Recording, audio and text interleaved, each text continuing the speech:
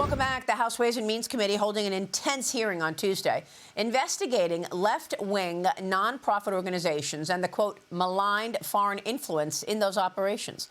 Committee Chairman Jason Smith called out multiple nonprofits for alleged ties to the Chinese Communist Party, including former tech mogul Neville Roy Singham, who I've also called out on this program. Here's Jason Smith yesterday. Watch. Many of these tax-exempt groups also have documented ties to hostile foreign governments, like the Chinese Communist Party. It's no wonder that the People's Forum echoes Communist Party propaganda.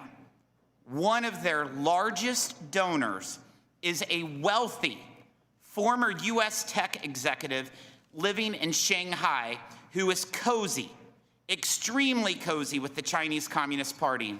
Know that this committee is coming for you.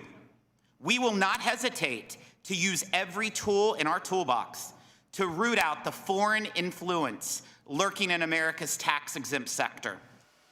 Joining me now is Gatestone Institute Senior Fellow Gordon Chang. Gordon, great to see you. What are your thoughts on this? We've talked a lot about how China has been able to infiltrate the U.S. on so many levels, and it's also what the chairman is talking about right here. Well, certainly. And what we saw in 2020 was that China actually participated in the Democratic Party primaries. They favored Joe Biden, and then they favored Biden over Trump in the general election. And we also know that in 2020 that Chinese actors, probably at the behest of the Communist Party, were fomenting violence on American streets. So really what we got right now is an influence network that it has been basically committing acts of war against the United States. It's that serious. Yeah, it sure is. Now, President Trump is expected to meet Xi Jinping in Beijing on April 6th. And this morning, Reuters is reporting that the Trump administration will scale back a number of security measures on Beijing, including the current ban on China's American telecom operations and the sale of Chinese equipment for U.S. data centers, all ahead of this meeting with Xi Jinping in April. Your reaction? This is wrong on every level. You know, I don't think President Trump should go to Beijing, but if he does, he should be going there from a position of strength. He should not be giving the Chinese concessions beforehand. That's what Keir Starmer did, the British Prime Minister. He approved China's mega embassy. Then Starmer went to Beijing and they humiliated him nonetheless. So this is just the wrong way to deal with China. You want to get results from China, you impose severe costs, and you make the Chinese negotiate with you. You don't give the Chinese what they want beforehand. This is just wrong. Yeah, well, I'm not expecting Xi Jinping to humiliate President Trump, that's for sure. However, I agree that I don't know why the president has to give in on any of this stuff before this meeting. What's your take on China and its support of Iran? Because Iranian officials are pushing to strengthen ties with both China and Russia.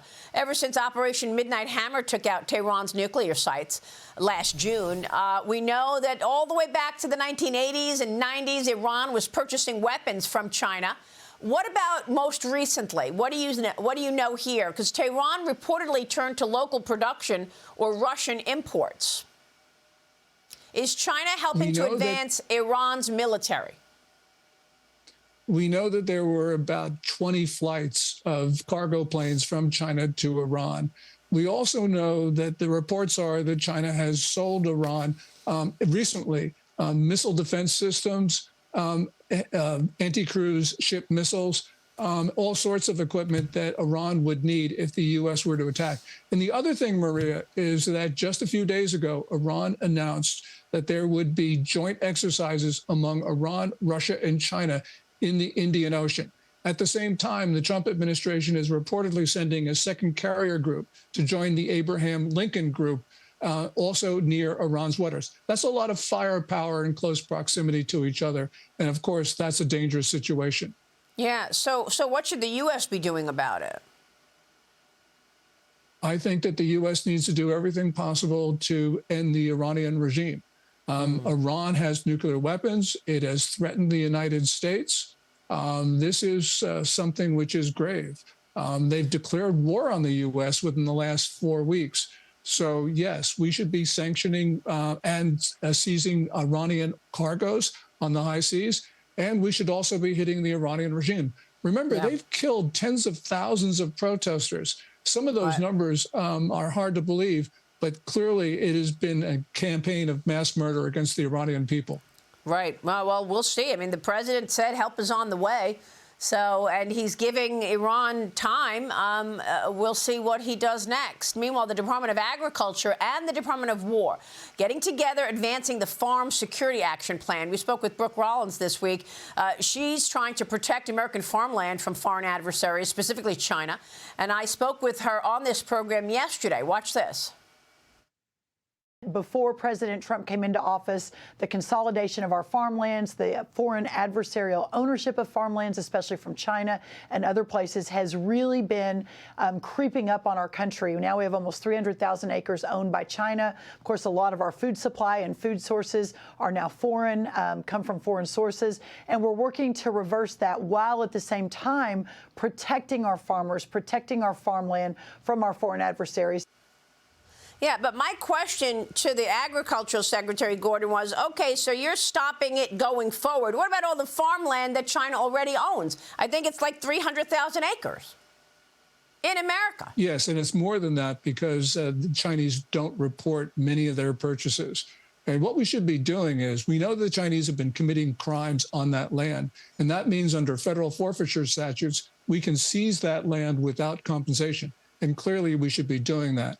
The other thing is that there should be federal legislation forcing the divestiture of farmland owned by China. Just give them a year, give them 2 years, but force them to give it up. And also, I think that we should be expropriating Smithfield. There we have to pay compensation, but nonetheless, we should not have China in our food supply because we know the Chinese have been trying to plant invasive species in our country. And those Chinese researchers at the University of Michigan were smuggling in modified pathogens, including fungus and roundworm. So, yes, this is an important issue, and we need to get China out of our food supply. Simple as that. Boy. Yeah, and not to mention the biolab that was just exposed in Los Angeles recently. Gordon, great to catch up. Thanks very much. We'll be watching that story, certainly. Gordon Chang this morning on Communist China. Stay with us. We'll be right back.